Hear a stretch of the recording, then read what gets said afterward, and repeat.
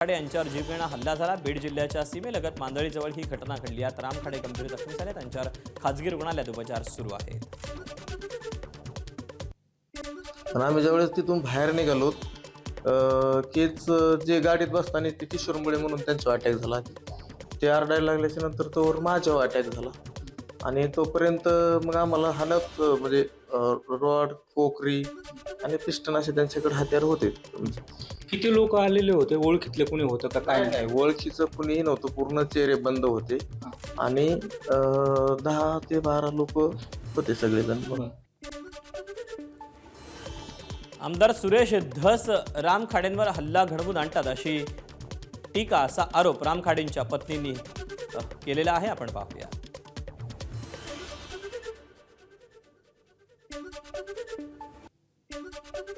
पण ते इथून मागं पण बऱ्याच वेळेस हल्ले झाले त्यांच्यावर, जीव घेण्याचाच हल्ला झाला होता इथून मागं पण पंचायत समितीमध्ये आणि आष्टीला पण घरी झाला होता। आमची मागणी काहीच नाही, त्यांना पकडायचं आणि आम्हाला न्याय भेटायचा। हे कवर चालणार आहे? माझे 2 लेकरं उघड्यावर पडले, माझ्या मिस्टरला काय झालं, मला काय करायचे कुणाचं?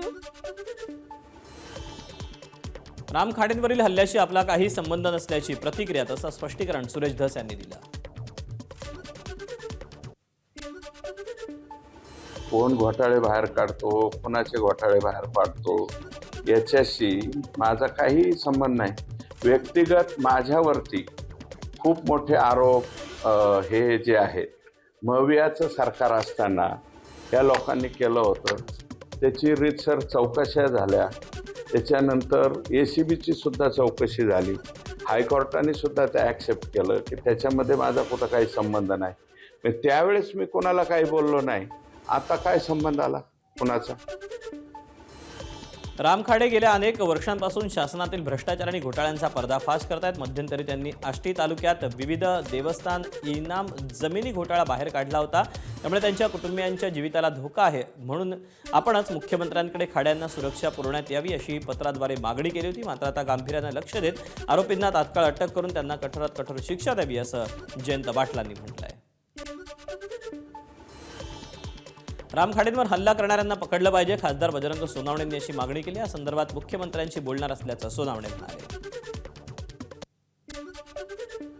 आमच्या आष्टी विधानसभा मतदारसंघाचे आमच्या पक्षाचे विधानसभा अध्यक्ष राम खाडे यांच्यावर भ्याड हल्ला केला, या हल्लेखोरांना तात्काळ पकडलं पाहिजे आणि याचा सूत्रधार कोण आहे हा सुद्धा बघितला पाहिजे। त्याच्यासाठी मी मुख्यमंत्र्यांना पण बोलणार आहे, SP साहेबांना सकाळीच बोललो, मी लवकरात लवकर त्यांच्याशी बोलणार आहे।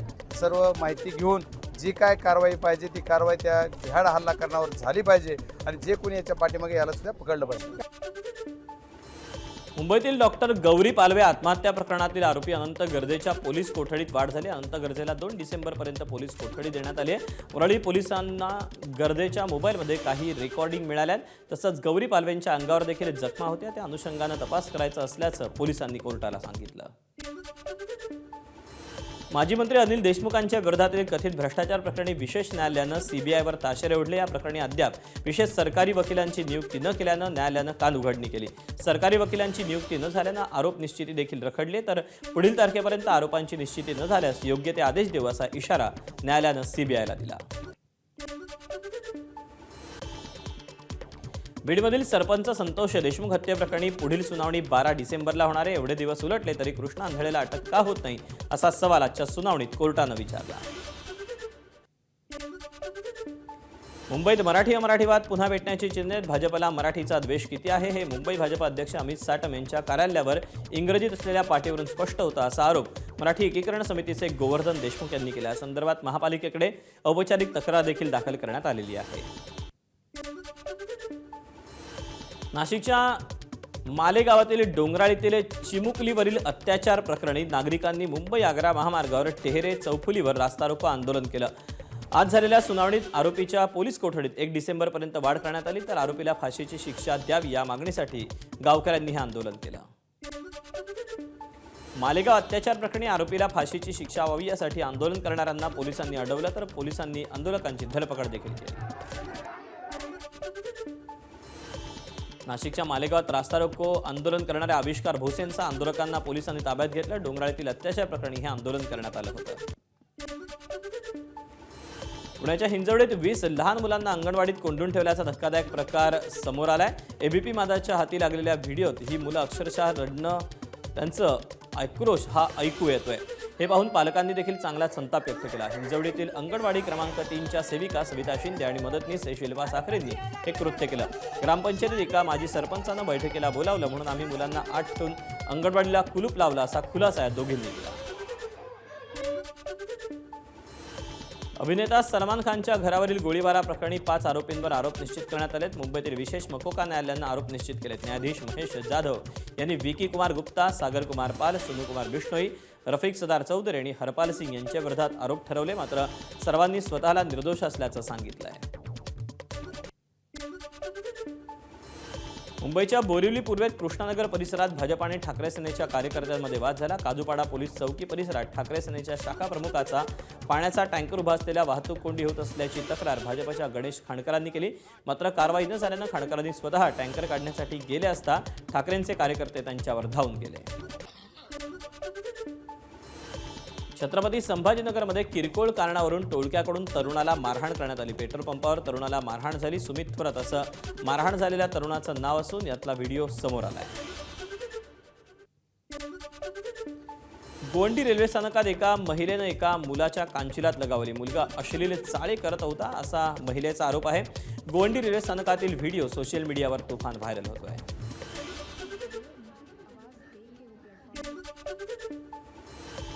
अंबरनाथमध्ये प्रचाराच्या कारणावरून भाजप कार्यकर्ते सत्यम तेलंगे यांच्यावर कोयत्यानं हल्ला झाला. भाजप उमेदवाराचा प्रचार करू नका असं सांगून शिंदेंच्या शिवसेनेचा कार्यकर्ता साहिल वडनेरे यानं हल्ला केला. 3 वर्षांचा चिमुकला पहिल्या मजल्यावरून घराच्या गॅलरीत तोल जाऊन खाली पडला. नाशिकच्या सहदेवनगर परिसरातली ही घटना. सुदैवानं गंभीर दुखापत झाली नाही. चिमुकला खाली पडतानाचा हा व्हिडिओ समोर आला. घरात खेळताना गॅलरीतून खाली वाकून बघत असताना त्याचा तोल गेला. विधिमंडळ कामकाज सल्लागार समितीची 1 डिसेंबरला बैठक पार पडणार आहे. या बैठकीत अधिवेशनाच्या कालावधी संदर्भात निश्चिती होणार आहे. 8 डिसेंबरपासून हिवाळी अधिवेशन सुरू होणार आहे. विधानसभा अध्यक्ष, उपाध्यक्ष, मुख्यमंत्री, दोन्ही उपमुख्यमंत्र्यांसोबत विरोधी पक्षातील प्रमुख नेत्यांची उपस्थिती असेल. ज्येष्ठ IAS अधिकारी राजेश अग्रवाल राज्याचे मुख्य सचिव होतील. सध्या राज्याचे मुख्य सचिव असलेले राजेश कुमार 30 नोव्हेंबरला निवृत्त होणार असून त्यांच्या जागी राजेश अग्रवाल सचिव पदाचा कार्यभार स्वीकारणार आहेत. एबीपी माझाच्या बातमीनंतर नागपुरातील चांपा ते खापरी या 12 किलोमीटर लांब असलेल्या गावांना तब्बल 80 कोटींचं गिफ्ट मिळालं. चांपा ते खापरी या रस्त्याच्या परिसरातील खाणीमधून रोज शेकडोंच्या संख्येनं चालणाऱ्या अवजड ट्रकमुळे दुर्दशा झाली. या खड्ड्यामुळे दुर्घटना होत आहेत. खराब कच्च्या रस्त्यातून उडणाऱ्या धुळीमुळे लोकांचं आरोग्य आणि शेताचं देखील नुकसान होत असल्याचं वास्तव एबीपी माझानं दाखवलं होतं. ही बातमी पाहून महसूल मंत्री चंद्रशेखर बावनकुळेंनी संबंधित रस्त्याचं काम शासनामार्फत पूर्ण होईल असं आश्वासन दिलं. मी एबीपी माझाच्या संपूर्ण टीमचं, खास करून रजत वशिष्ठजी आणि संपूर्ण टीमचं मनापासून आभार मानतो. एबीपी माझाची टीम त्या रस्त्यावर गेली ज्या रस्त्यावर माणसालाही जनावराला चालता येत नाही. एबीपी माझाने हा रस्ता आमच्यासमोर आणला.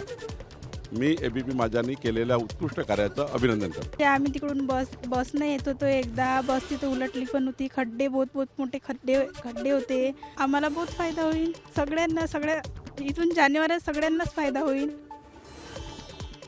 शेतकऱ्यांना शासकीय मदत न मिळाल्यानं स्वाभिमानी शेतकरी संघटना आक्रमक झाली. शेतकरी स्वाभिमानीच्या कार्यकर्त्यांनी मलकापूर उपविभागीय कार्यालयात राडा केला. शासनानं अतिवृष्टीमुळे जे नुकसान झाले त्या शेतकऱ्यांना हेक्टरी 18,500 रुपये मदत जाहीर केली होती. मात्र मलकापूर तालुक्यात शेतकऱ्यांना 8,500 रुपयेऐवजी कुणाला 700 रुपये तर कुणाला 1,000 रुपये इतकीच मदत मिळाली. त्यामुळे हा सगळा संताप पाहायला मिळाला. धाराशिवच्या कळंबमधील दहीफळचं ग्रामदैवत खंडोबा यात्रेला सुरुवात झाली. यंदाही गावातून वाजत गाजत मिरवणूक काढण्यात आली. खंडोबा देवाला प्रसाद देखील अर्पण करण्यात आला. हजारो भाविकांच्या उपस्थितीत लंगर तुटल्यानंतर येळकोट जय मल्हारच्या घोषणांनी परिसर दुमदुमून केला. 3.5 किलो वजनाच्या दत्त महाराजांच्या सोन्याच्या मूर्तीचं दर्शन घेण्यासाठी पुण्यात भाविकांची गर्दी झाली होती. दत्त संस्थान ट्रस्टकडून ही मूर्ती गेली 60 वर्ष बँक ऑफ महाराष्ट्राच्या लॉकरमध्ये ठेवण्यात आली. दरवर्षी दत्त जयंतीच्या पूर्वसंध्येला वर्षातून 1 दिवस ही मूर्ती दर्शनासाठी ठेवली जाते. यवतमाळच्या महागाव तालुक्यात सातघरी शिवारात शेतात काम करणाऱ्या 2 शेतकऱ्यासह एक शेतमजूर महिलेवर बिबट्यानं हल्ला केला. या हल्ल्यात 3 जखमी झाले. बिबट्याचा या भागात वावर असल्यानं त्याचा बंदोबस्त करण्याची मागणी ग्रामस्थ करत आहेत. नवेगाव नागझिरा व्याघ्र प्रकल्पात वन्यजीव व्यवस्थापनाला नवी गती मिळाली. प्रकल्पातील चितळांच्या व्यवस्थापनासाठी स्थलांतराचा महत्त्वाचा टप्पा यशस्वीरित्या पूर्ण झाला. प्रकल्प प्रशासनानं दिलेल्या माहितीनुसार 73 चितळांचं सुरक्षित पुनर्वसन करण्यात आलं. मुंबईतील वांद्र्यात एक गृहप्रकल्प तयार करण्यात येणार असून त्यात गुंतवणूक केल्यास प्रचंड आर्थिक फायदा होईल असं आमिष दाखवण्यात आलं आणि त्याच्यातूनच लूट झाली अशी तक्रार भारतीय वंशाच्या ब्रिटिश नागरिकांनी मुंबई पोलीस आयुक्तांकडे केली. निशित पाटील असं त्यांचं नाव असून धक्कादायक म्हणजे मुंबई महापालिकेचे सहाय्यक आयुक्त महेश पाटील यांच्यावर निशित पटेल यांनी वांद्र्यात कमलकुंज नावाचा गृहप्रकल्प सुरू केल्याचा गंभीर आरोपही केला.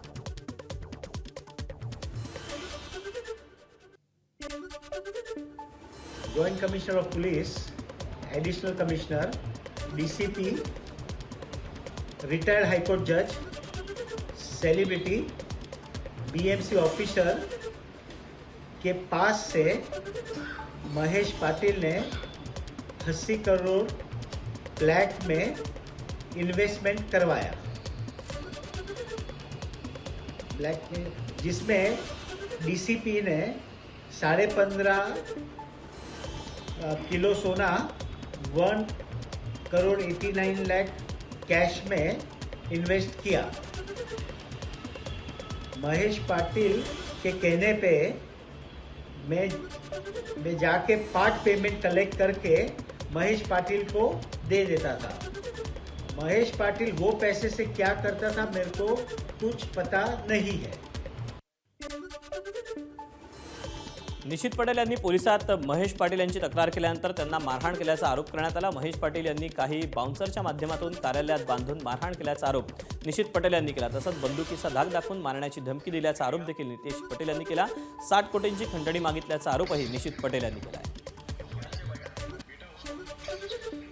IPS अधिकारी, शासकीय अधिकारी, बॉलिवूड सेलिब्रिटी यांनी एकूण 60 कोटी रुपये घेतलेले आहेत किंवा दिलेले आहेत असं त्यांचं म्हणणं आहे.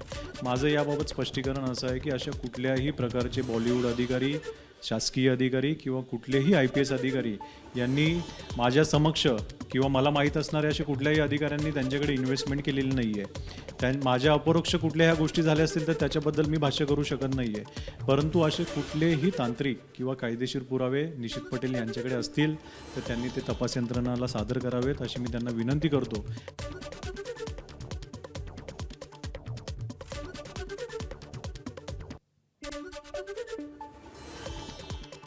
मात्र या घोटाळ्याप्रकरणी निशित पटेल यांकडून करण्यात आलेले आरोप मुंबई महापालिकेचे उपायुक्त महेश पाटील यांनी फेटाळून लावले.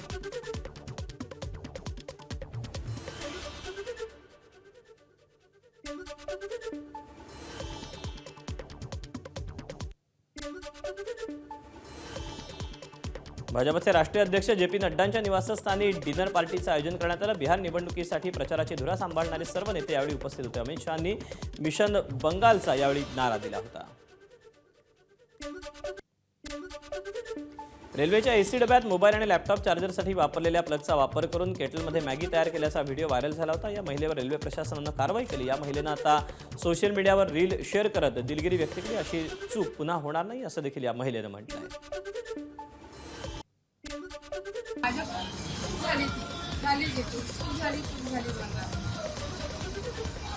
पण आई कधी मुलांना नुकसान होईल असं कधीच करणार नाही. माझ्या रेल्वेला किंवा त्याच्या लोकांना किंवा ते ट्रेनमध्ये बसलेल्यांना नुकसान होईल असं कधीच विचार केला नव्हता आणि ध्यानातही नाही.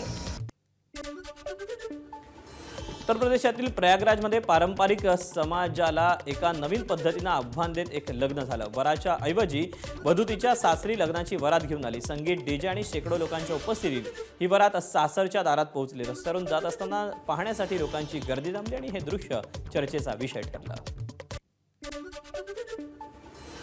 अमेरिकेच्या व्हाईट हाऊसजवळ झालेल्या गोळीबारामुळे अमेरिकेत भीतीचं वातावरण पसरलं. गोळीबारात 2 नॅशनल गार्ड अधिकाऱ्यांचा मृत्यू झाला. पोलिसांनी संशयिताला ताब्यात घेतलं असून अफगाण नागरिक असल्याची माहिती आहे.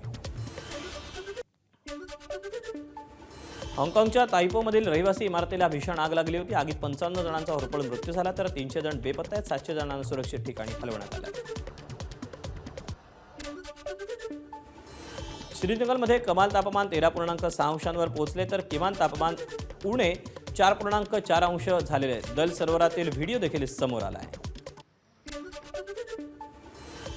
मुसळधार पावसानंतर थायलंडमधील परिस्थिती आणखी बिकट झाली. पुरामुळे अनेक लोक अजूनही घरात अडकलेत. बचाव कार्य सध्या सुरू आहे. कॅनडियन पॅसिफिक क्रिसमस ट्रेनचा पुन्हा एकदा प्रवास सुरू झाला आहे. रंगीबेरंगी रोषणाईने सजलेली ही ट्रेन लाईव्ह कॉन्सर्टच्या दरम्यान गरजूंना मदत करण्यासाठी प्रत्येक स्टेशनवरून फूड बँकसाठी देणग्या गोळा करते. दक्षिण आफ्रिकेविरुद्धच्या कसोटी मालिकेतल्या पराभवानंतर टीम इंडिया आता वन डे मालिकेला सामोरी जाणार आहे. 30 नोव्हेंबरपासून उभय संघांमधील ही 3 सामन्यांची मालिका खेळवण्यात. मालिकेतला पहिला सामना रांचीत होणार आहे.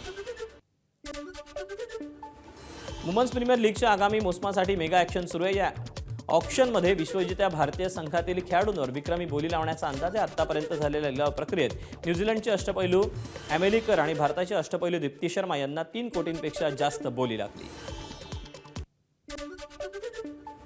नांदेडमध्ये मुख्यमंत्र्यांच्या सभेत आरक्षणाच्या बाबत घोषणाबाजी करण्यात आली. भाषणादरम्यान घोषणा देणाऱ्यांना पोलिसांनी हुसकावलं. आरक्षणाचं वर्गीकरण करू असं आश्वासन यावेळी मुख्यमंत्र्यांनी दिलं. काँग्रेस नेते लातूर ग्रामीणचे माजी आमदार त्रिंबक भिसे यांनी भाजपात प्रवेश केला. उदगीर नगरपालिकेच्या प्रचार सभेच्या दरम्यान मुख्यमंत्र्यांच्या उपस्थितीमध्ये हा पक्षप्रवेश पार पडला. आता वातावरण गरम झालं असून समोरच्याला ठेच लागल्याशिवाय राहणार नाही असा टोला मंत्री भरत गोगावले यांनी सुनील तटकरे यांना लगावला. म्हसळा शहरातील अजित पवारांच्या राष्ट्रवादीचे 9 माजी नगरसेवक आणि एका माजी नगराध्यक्षानं एकनाथ शिंदेंच्या शिवसेनेमध्ये प्रवेश केल्यानंतर गोगावलेंनी प्रचार रॅली काढली. यावेळी ते बोलत होते. वातावरण आता गरम होणार आहेत ना, कारण लय मोठी ठेस समोरच्यानं लागलेली आहे. आणि त्याला किती मोठी पट्टी लागेल मला नाही माहिती, पण जी काय ठेस देणारे नगरसेवक नगराध्यक्ष होते त्यांना संरक्षित करून त्यांच्या जागेवर बसवणं हे आमचं कर्तव्य होतं. आणि शिवसेनेने एकदा आपलंसं केलं का त्यांना कधी पाठ दाखवत नाही आणि त्या अनुषंगाने आम्ही त्यांना घेऊन आलो. रायगडमधील कर्जत नगरपालिकेच्या निवडणुकीच्या प्रचारासाठी भाजप नेते आशिष शेलार यांनी भिसेगाव गुंडगे इथे सभा घेतली तर काही ठिकाणी बैठका घेतल्या. शेलारांनी भाजप, शिंदे सेना आणि आरपीआयच्या उमेदवारांचा प्रचार केला. मतदारांची मतं आणि मन हे महायुतीच्या बाजूने आहे, त्यामुळे आमच्या नगराध्यक्ष आणि नगरसेवक मोठ्या मताधिक्यानं निवडून येतील असा विश्वास शेलारांनी व्यक्त केला. आणि संपूर्णतः या प्रवासात मला लक्षात येतंय मतदारांचं मत आणि मन हे कर्जत नगर परिषदेमध्ये महायुतीच्या बाजूने म्हणजे भारतीय जनता पक्ष, शिवसेना शिंदे गट आणि आरपीआय रामदास आठवलेजी यांच्या आमच्या उमेदवाराच्या बाजूने राहील. नाशिकचे मनमाडचे ठाकरे सेनेचे उमेदवार नितीन वाघमारे यांचं निधन झालं. यानंतर सुषमा अंधारे यांनी वाघमारे कुटुंबियांची सांत्वनपर भेट घेतली. नितीन वाघमारे हे नगरपरिषद निवडणुकीसाठी ठाकरेंच्या शिवसेनेचे प्रभाग क्रमांक 10चे उमेदवार होते. हृदयविकाराच्या झटक्यानं त्यांचं निधन झालं. जळगावच्या भडगाव नगरपरिषद निवडणुकीत भाजप विरुद्ध शिंदेंची सेना अशी लढत आहे. भाजपच्या नगराध्यक्षपदाचे उमेदवार सुशीला पाटील यांच्या प्रचारासाठी भाजपचे प्रदेशाध्यक्ष रवींद्र चव्हाण यांची जाहीर सभा पार पडली. यावेळेला गिरीश महाजनांची देखील उपस्थिती होती. नागपूर महानगरपालिकेच्या निवडणुकीसाठी प्रसिद्ध करण्यात आलेल्या प्रारूप मतदार यादीमध्ये 45,000 मतदारांची नावं दुबार असल्याचं नमूद करण्यात आलं. दुबार नावं असलेल्या मतदारांच्या समोर डबल स्टार असं चिन्ह देण्यात आलेलं आहे. निवडणुकीत एकदा विजय झाला की निवडून आल्यानंतर गायब झालेले आणि त्यानंतर विविध कामांची ठेकेदारी करून गब्बर झालेले नगरसेवक पाहायला मिळतात. मात्र अशा नगरसेवकांवर नियंत्रण राहावं यासाठी वॉर्डाचा शहराचा विकास व्हावा, नगरसेवकांवर त्यांच्याकडून होणाऱ्या भ्रष्टाचारावर नियंत्रण ठेवता यावं यासाठी भंडाऱ्याच्या साकोलीत निवडणूक लढवणाऱ्या सर्व उमेदवारांकडून मुद्रांकावर थेट शपथपत्र लिहून घेतलं जाते. भंडाऱ्याच्या साकोली सेंदूरवाफा नगरपालिका हद्दीतील मतदारच हा जाहीरनामा लिहून घेत आहेत. एबीपी माझा, उघडा डोळे बघा नीट.